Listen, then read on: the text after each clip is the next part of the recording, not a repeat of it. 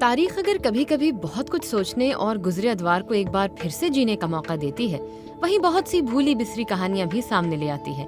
آج ایسی ہی ایک کہانی ہم آپ کو سنانے والے ہیں، جو کہ ہے پرانی دلی میں واقع مبارک بیگم مسجد کی، جس پر سوال یہ کیا جاتا ہے کہ کیا پرانی دلی کی یہ مسجد ایک انگریز افسر کی ہندو بیوی کے نام سے منسوب ہے؟ آپ سن رہے ہیں ہدا اکرام کو، اور یہ ہے BBC اردو کی پوڈ کاسٹ۔ پونا شہر سے ایک برہمن خاتون دلی آتی ہیں۔ وہ دلی کے سب سے بااثر سفید فام سرکاری اہلکار کی بیگم بن جاتی ہیں، اور پھر دلی میں ان کے نام پر ایک مسجد تعمیر ہوتی ہے۔ یہ قصہ بظاہر عجیب سا معلوم ہوتا ہے، لیکن ایسا حقیقت میں ہوا تھا۔ یہ مسجد پرانی دلی کے علاقے چاوڑی بازار کی تنگ گلیوں میں موجود ہے۔ 19ویں صدی میں تعمیر ہونے والی یہ مسجد ایک طوائف کے نام پر ہے۔ اس کا اصلی نام مبارک بیگم کی مسجد ہے۔ یہ واضح نہیں کہ سن 1823 میں تعمیر ہونے والی یہ مسجد مبارک بیگم نے بنوائی تھی یا ان کی یاد میں تعمیر کی گئی۔ مسجد کے مولوی نے BBC سے بات کرتے ہوئے دعویٰ کیا کہ یہ مسجد مبارک بیگم نے خود تعمیر کروائی تھی۔ وہ ایک بہت اچھی خاتون تھی۔ مسجد کس نے تعمیر کروائی، یہ ابھی تک ایک سوال ہے، لیکن یہ بات یقیناً درست ہے کہ کسی طوائف کی جانب سے مسجد تعمیر کروانا یا ان کے نام پر مسجد تعمیر ہونا کوئی عام بات نہیں، جبکہ اس زمانے میں بادشاہ، ان کی بیویاں یا اشرافیہ مسجد تعمیر کرواتے تھے۔ یہ بات واضح ہے کہ اس زمانے میں مبارک بیگم ایک بڑی شخصیت تھیں۔ تاریخ ان کے بارے میں زیادہ نہیں بتاتی، لیکن جو بھی تفصیلات موجود ہیں وہ بہت دلچسپ ہیں۔ ان کا نام مبارک تھا اور وہ دلی میں رہتی تھیں۔ وہ ایک مراٹھی تھیں اور پونا سے آئی تھیں۔ کچھ جگہوں پر ان کا نام چمپا آیا ہے، لیکن اس کی تصدیق کے لیے زیادہ ذرائع موجود نہیں ہیں۔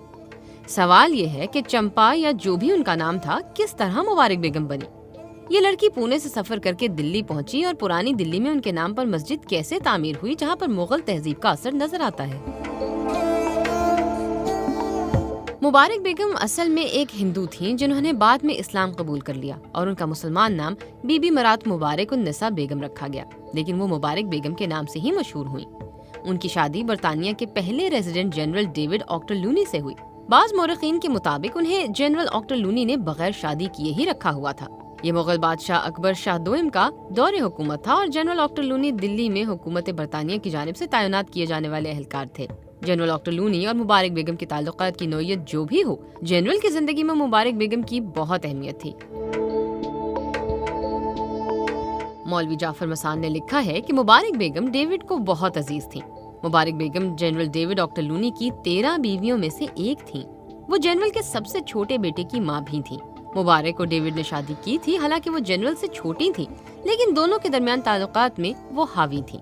اسی لیے جنرل نے مبارک بیگم سے ہونے والے اپنے بچوں کی تربیت مسلمان انداز سے کرنے کا فیصلہ کیا۔ دلی یونیورسٹی میں تاریخ کے پروفیسر انیرودھ دیشپانڈے کہتے ہیں، برطانوی اور مغل حلقوں دونوں میں مبارک بیگم سے نفرت کی جاتی تھی۔ مبارک بیگم اپنے آپ کو لیڈی آکٹر-لونی کہلواتی تھی، جو انگریزوں کو پسند نہیں تھا، اور وہ اپنے آپ کو قدسیہ بیگم، شہنشاہ کی ماں بھی کہلواتی تھیں، جو مغلوں کو پسند نہیں تھا۔ جنرل آکٹر-لونی نے ایک پارک تعمیر کروا کر اس کا نام مبارک باغ رکھ دیا۔ مغل اس باغ میں جانا پسند نہیں کرتے تھے، وہ اپنے اصولوں کے مطابق زندگی گزارتی تھیں۔ آج کل طوائفوں کی مختلف ناموں سے تذلیل کی جاتی ہے، لیکن مغل دور میں طوائفوں کو اس حد تک برا نہیں سمجھا جاتا تھا۔ کہا جاتا ہے کہ اس زمانے میں مبارک بیگم ایک مشہور نام تھا۔ دلی میں اپنے دور کا آخری بڑا مشاعرہ مبارک بیگم کے محل میں ہوا، جس میں 40 شعراء شریک ہوئے، جن میں سے ایک مرزا غالب بھی تھے۔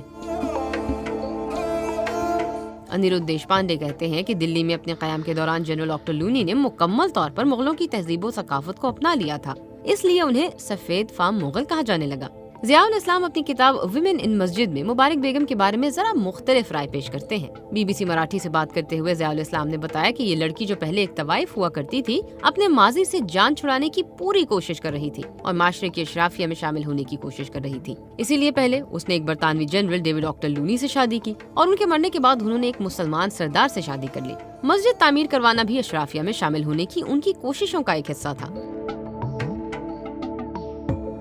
ایک تاریخی موقف یہ ہے کہ مبارک بیگم نے یہ مسجد تعمیر کروائی۔ دوسرا موقف یہ ہے کہ اسے جنرل آکٹر-لونی نے تعمیر کروا کر اس کا نام مبارک بیگم سے منسوب کر دیا، لیکن یہ مسجد یقیناً مبارک بیگم نے تعمیر کروائی، اور جنرل نے اس کے لیے رقم فراہم کی۔ قرون وسطی کے زمانے میں خواتین نے کئی مساجد اور مدرسے تعمیر کروائے۔ دلی میں فتح پوری مسجد مغل بادشاہ شاہ جہاں کی اہلیہ نے بنوائی تھی، لیکن ضیاء الاسلام کہتے ہیں کہ یہ بات ذہن میں رکھنی چاہیے کہ فتح پوری مسجد ایک بادشاہ کی بیوی نے تعمیر کروائی تھی، جبکہ مبارک بیگم ایک طوائف تھیں۔ मस्जिद की मौजूदा हालत पर नजर दौड़ाएं तो कुछ यूं मंजर सामने आता है। मस्जिद के दाखिली दरवाजे पर लगी हुई तख्ती पर मस्जिद मुबारक बेगम लिखा हुआ है। असली मस्जिद 2 मंजिला है। जमीनी हिस्सा एक तरह का प्लेटफॉर्म बन गया है और वहाँ दुकानें हैं। मस्जिद के दाखिली दरवाजे की तरफ जाने के लिए एक तंग गली से गुजरना पड़ता है। पहली मंजिल पर मस्जिद कायम है। वहाँ नमाज के लिए एक हॉल है और 3 गुंबद है। चंद रोज कबल बारिश की वजह से इनमें से एक गुंबद गिर गया था। मस्जिद की तामीर मुकम्मल तौर पर सुर्ख पत्थरों से हुई है। हाल ही में गिरने वाले गुंबद के टुकड़ों में भी सुर्ख रेत देखी जा सकती है।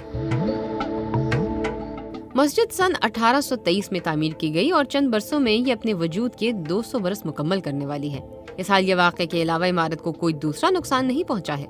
गुंबद के गिरने वाले हिस्सों के अलावा मस्जिद से ही सलामत दिखाई देती है। प्रोफेसर अनिरुद्ध देशपांडे कहते हैं कि पुरानी दिल्ली के इलाकों में रहने वाले लोग आज भी मुबारक बेगम मस्जिद को तवाइफ की मस्जिद पुकारते हैं, लेकिन कोई भी इस नाम से पुकारने पर अजीब सा महसूस नहीं करता। ये इस मस्जिद का बाकायदा नाम बन चुका है और लोग माजी के इस नाम को ही इस्तेमाल कर रहे हैं।